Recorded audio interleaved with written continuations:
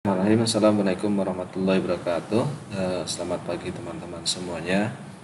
Pada kesempatan pagi hari ini saya akan mencoba untuk meneruskan materi fisika dasar, melanjutkan materi yang sudah dibahas sebelumnya, yaitu terkait dengan kinematika ya. Jika di bab atau pembahasan yang sebelumnya kita sudah belajar tentang gerak lurus ya. Di sana ada gerak lurus beraturan dan ada juga gerak lurus berubah beraturan, di mana kedua jenis gerak itu masuk ke dalam gerak satu dimensi karena arahnya hanya satu arah tertentu, lurus ya. Nah, sekarang akan saya lanjutkan ke gerak yang selanjutnya ya. Namanya adalah gerak parabola ya. Oke, apa itu gerak parabola? Gerak parabola itu adalah sebuah gerakan yang mana lintasannya berbentuk parabola. Kalau kemarin gerak lurus itu lintasannya berupa garis lurus, kalau gerak parabola dia lintasannya berbentuk parabola. Kira-kira bentuk parabola itu seperti ini ya. Jadi kira-kira bentuknya seperti ini.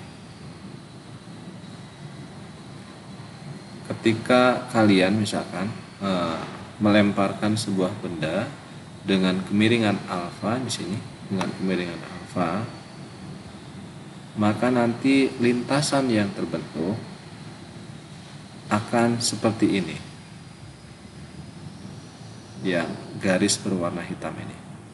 Ketika kalian melemparkan sebuah benda dengan kemiringan alfa, kemudian dengan kecepatan awal v0, maka nanti lintasan yang akan terbentuk kurang lebih seperti ini, seperti garis berwarna hitam ini ya. Ini namanya, bentuknya adalah parabola.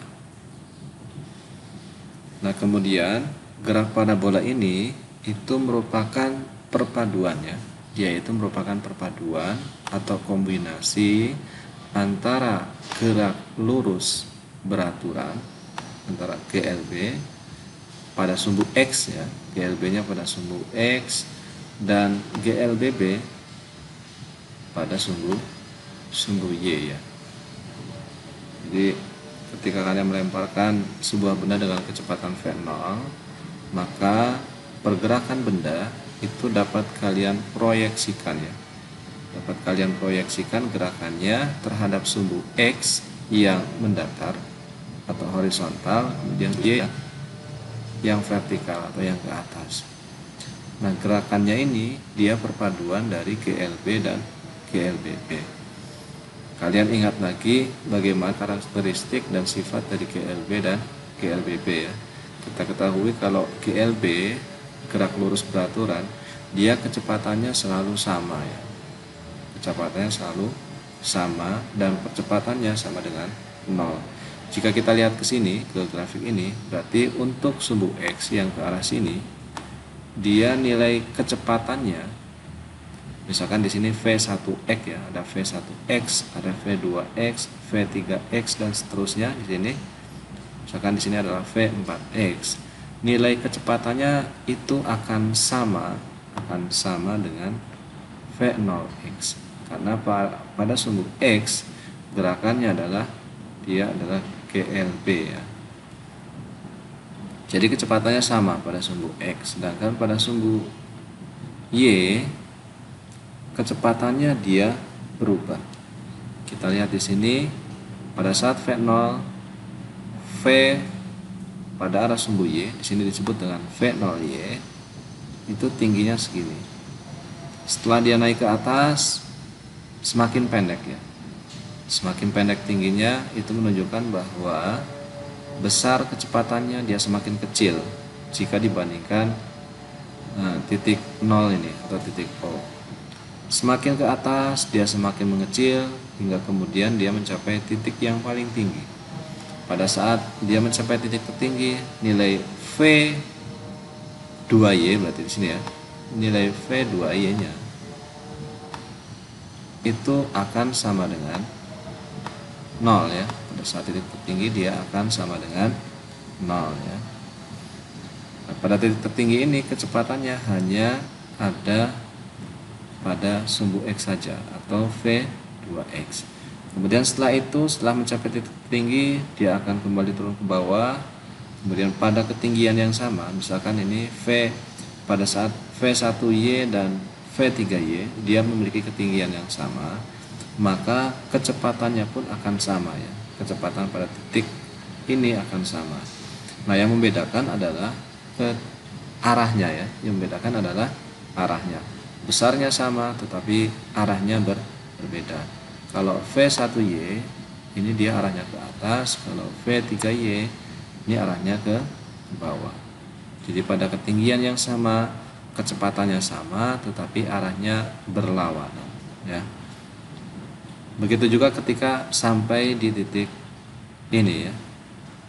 Kalau ini saya namakan V4, maka nanti V4Y-nya itu akan sama dengan V0Y kalau saya hitung. Tetapi arahnya berlawanan. Kalau V0Y itu ke atas, kalau V4Y arahnya akan ke bawah. Seperti itu ya. Jadi kalau kita lihat tadi, nilai kecepatannya untuk sumbu Y itu dia berubah. Mulai awalnya V0Y tingginya sekian, kemudian V1Y dia semakin kecil, kemudian sampai titik tertinggi dia V2Y nya sama dengan 0, kemudian dia turun, dia naik lagi sampai ke tanah, dia akan sama dengan V0Y. Nah, karena nilai kecepatannya dia selalu berubah, sehingga pada sumbu Y gerakan benda dia bergerak lurus berubah beraturan atau GLBP. Nah, sekarang pertanyaannya berapa kecepatan dan posisinya ya. Jadi ketika kalian melemparkan, tentu yang akan melemparkan benda ya, tentu yang akan menjadi pertanyaan adalah pada saat detik keberapa itu kecepatannya berapa misalnya. Kemudian pada saat detik keberapa, pada detik ketiga gitu ya, posisinya ada di mana, posisi bendanya. Nah, untuk menentukan berapa besar kecepatan dan posisinya, maka kita gunakan rumus GLB dan GLBB ya. Pada sumbu X ini kan GLB ya, sehingga akan berlaku seperti ini. Vx itu akan sama dengan V0x ya.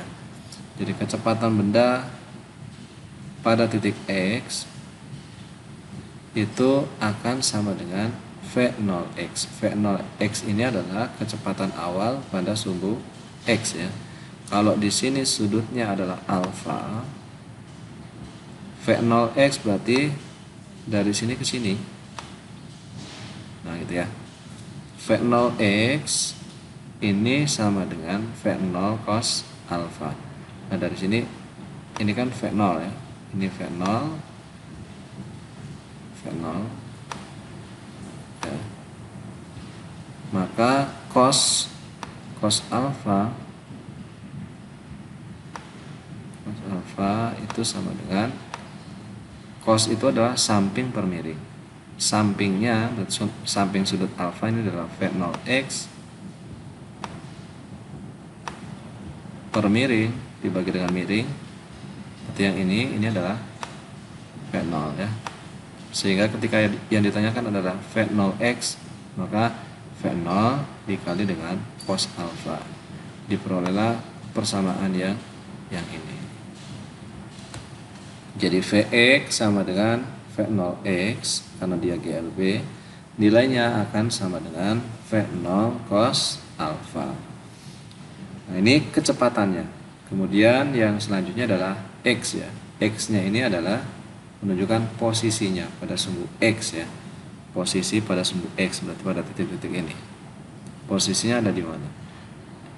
Kita ketahui posisi X, rumusnya itu sama dengan V dikali dengan T ya.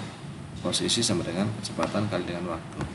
Ini sudah dibahas dulu pas materi GLB ya. Posisi sama dengan kecepatan dikali dengan waktu. Nah, pada kasus ini kecepatannya itu adalah kecepatan pada sumbu X. Karena yang GLB itu adalah kecepatan pada sumbu X. Sehingga ininya V-nya menjadi Vx ya. Vx dikali dengan T. Saya masukkan Vx yang sudah diperoleh sebelumnya, V0 cos alpha dikali T dikali dengan waktunya ya. Nah, ini persamaan untuk menentukan di mana posisi benda setelah dia bergerak selama T ya, selama T. Oke, selanjutnya adalah pada sumbu Y ya. Pada sumbu Y ini dia berlaku GLBB, gerak lurus berubah peraturan. Nah, sekarang berapa besar kecepatannya ya? Setelah bergerak selama berapa detik gitu ya. Maka kalian gunakan rumus GLB untuk mencari kecepatan. V sama dengan V0. Ini kan gerakannya ke atas, berarti ini nilai percepatannya adalah min G dikali dengan T ya. V sama dengan V0 min GT. Nah, sama seperti yang di atas, V yang digunakan di sini adalah V pada arah sumbu Y. Berarti ini adalah V0Y, jadinya seperti ini. V0Y dikurangi dengan GT. V0Y nya itu sama dengan V0 sin alpha. Nah, ini prosesnya sama seperti yang ini ya. Nanti sin alpha sama dengan V0Y per V0, maka V0Y sama dengan V0 sin alpha.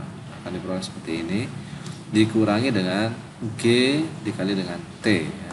G-nya ini adalah percepatan gravitasi, dia sebuah konstanta ya, bisa 10 meter per sekon kuadrat, bisa juga 9,8 meter per sekon kuadrat. Nah, ini rumus untuk menentukan kecepatan pada sumbu Y ya.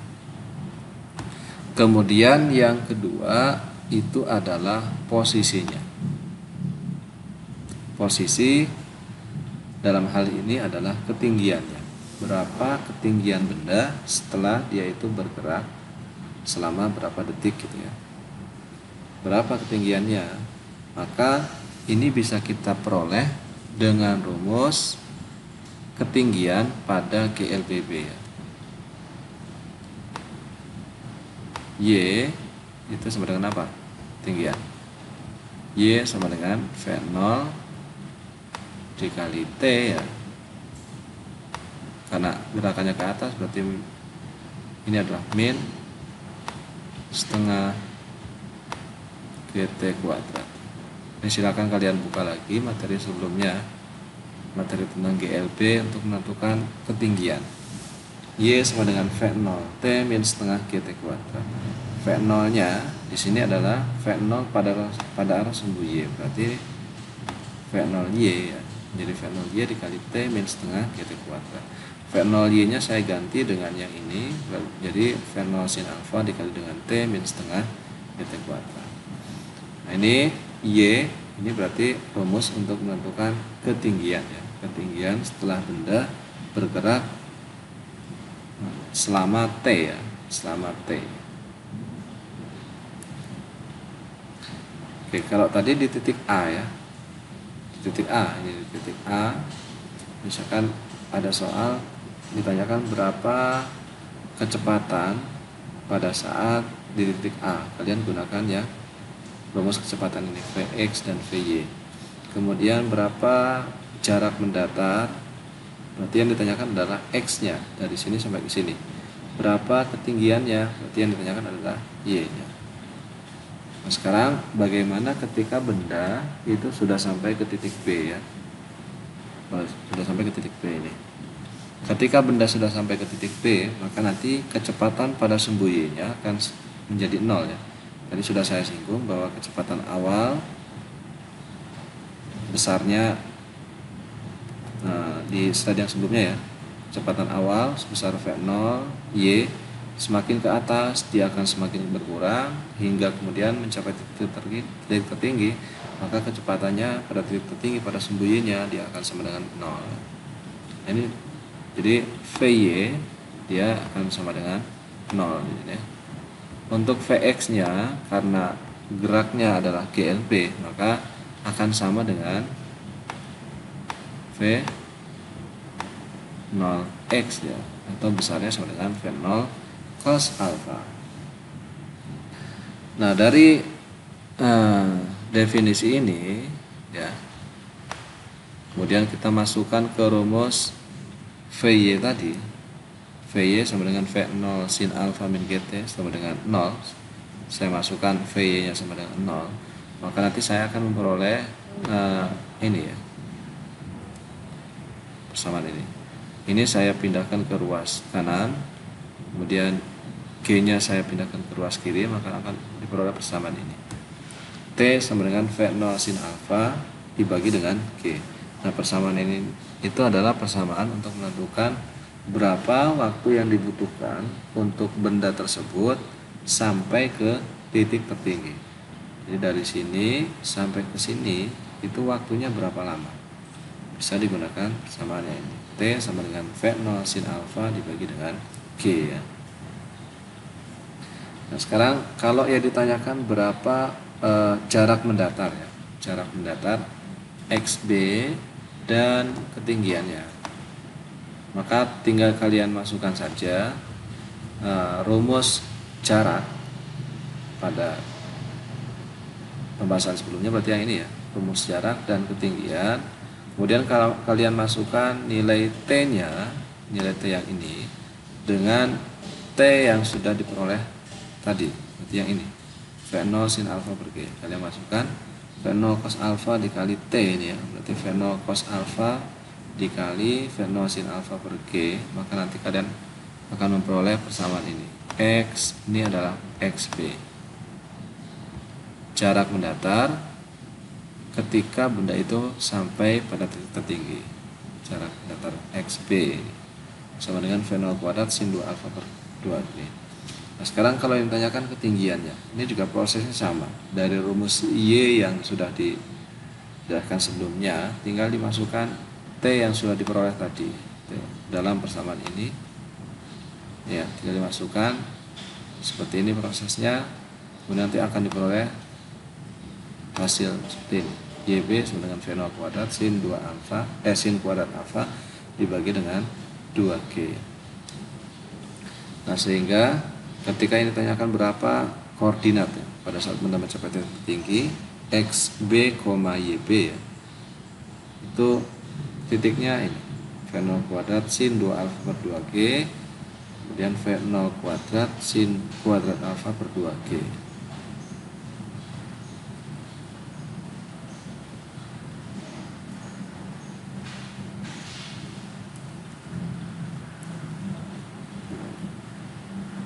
Saya rasa itu sedikit penjelasan terkait dengan graf parabola ya. Untuk kecepatan di titik C dan titik D itu persamaan kecepatannya sama seperti yang ini.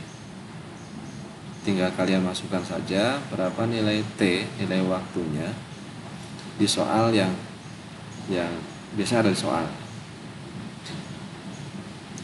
Jadi untuk titik C dan titik D itu tinggal kalian masukkan nilai kecepatan awal, sudut, dan waktunya. Biasanya ini sudah diketahui di dalam soal. Nah, untuk memperjelas materi tadi terkait dengan graf parabola, di sini saya akan membahas satu buah contoh soal yang berkaitan dengan graf parabola. Ada sebuah bola tersebut ditendang membentuk sudut 37 derajat dengan kecepatan awal 20 meter per sekon. Jika sin 37 sama dengan 0,6, cos 37 sama dengan 0,8, dan G sama dengan 10 meter per sekon kuadrat, maka hitunglah yang pertama kecepatan awal pada sumbu X dan sumbu Y. Oke, untuk yang nomor 1 ini, contoh soal 1, yang diketahui adalah sudut awalnya ya. Bola ditendang dengan sudut 37 derajat. Nah, 37 derajat itu menunjukkan sudut kemiringan ya, kemiringan terhadap sumbu X di sini. Ini adalah 37 derajat. Jadi dari sumbu X sampai ke sini itu adalah 37 derajat. Kemudian bola tersebut ditendang dengan kecepatan awal 20 meter per sekon. Berarti kecepatan awal yang ini sini adalah 20 meter per sekon. Maka yang A, kecepatan awal pada sumbu X dan Y. Di sini yang ditanyakan adalah kecepatan awal pada sumbu X, berarti nilai dari V0X, dan pada sumbu Y berarti yang ditanyakan adalah V0Y, V0X dan V0Y. Nah, dari materi sebelumnya, untuk menentukan berapa besar X, maka ditentukan dengan rumus V0 cos theta ya, atau cos alpha. Cos sudutnya berapa? V0 nya itu adalah 20, kemudian cos 37 itu adalah 0,8. 20 kali 0,8 sama dengan 16 meter per sekon. Jadi kecepatan ke arah sumbu X, kecepatan awal ke arah sumbu X itu besarnya adalah 16 meter per sekon. Nah, sekarang bagaimana kecepatan awal pada sumbu Y atau V0Y? Rumusnya adalah V0 sin theta ya. Nanti bisa dilihat di slide yang sebelumnya. V0 sin theta. V0 nya 20, sin 37 0,6. Berarti 20 kali 0,6 sama dengan 12 ya. Jadi kecepatan yang ke atas itu adalah 12. Yang ke arah sumbu X, V0X nya 16, yang ke atas V0Y nya 12. Nah, sekarang yang B, kecepatan pada saat T nya 0,6 sekon. Kecepatan pada saat T nya 0,6 sekon. Nah, di sini yang ditanyakan adalah kecepatan setelah ini ya, setelah titik ini 0,6 sekon. Berapa kecepatannya? Nah, untuk sumbu X, Vx ya, ini untuk sumbu X, karena pada sumbu X gerakannya adalah GLB, gerak lurus beraturan, maka nilainya itu akan sama dengan V0x ya. Vx nya akan sama dengan V0x, nilainya adalah 16 meter per sekon. Sedangkan untuk Vy nya ini kecepatan yang ke atas, karena dipengaruhi oleh gravitasi, maka nilainya dia akan berkurang. Rumusnya apa? Untuk menentukan Vy itu sama dengan V0 dikurangi dengan G dikali dengan T ya. Berarti V0 20 dikurangi G nya adalah 10 ya, dikali T nya adalah 0,6. Berarti ini V0 nya ini adalah V0Y ya. Vy V0Y min GT. V0Y nya adalah 12 dikurangi G nya adalah 10 dikali T nya itu adalah 0,6. Berarti 12 kurangi 6 sama dengan 6 meter per sekon. Misalkan pada saat T nya 0,6 sekon berada di sini ya, misalkan ini ya, maka nanti V nya yang ke arah X atau V1X nya 16 ini besarnya, dan V1Y nya itu adalah 6 gitu ya. Nah, sekarang yang C, kecepatan pada saat titik tertinggi. Kecepatan pada saat titik tertinggi berarti pada saat titik ini ya, pada saat titik ini. Nah, sekarang pada saat titik ini kecepatannya untuk Vx nya sama dengan V0x karena GLB bisa 16. Nah, sekarang Vy nya sama dengan berapa? Nah, Vy nya sama dengan berapa? Nah, untuk menentukan Vy, kalian harus menentukan dulu berapa T nya. T yang dibutuhkan, waktu yang dibutuhkan untuk benda ini dia sampai ke titik tertinggi. Rumusnya ada di slide sebelumnya. T sama dengan V0 sin theta ya dibagi dengan G. V0 nya 20, sin tetanya sin 37 ya. Itu sama dengan 0,6. 20 kali 0,6 itu adalah 12 dibagi G nya 10, berarti 12 dibagi 10 1,2 sekon ya.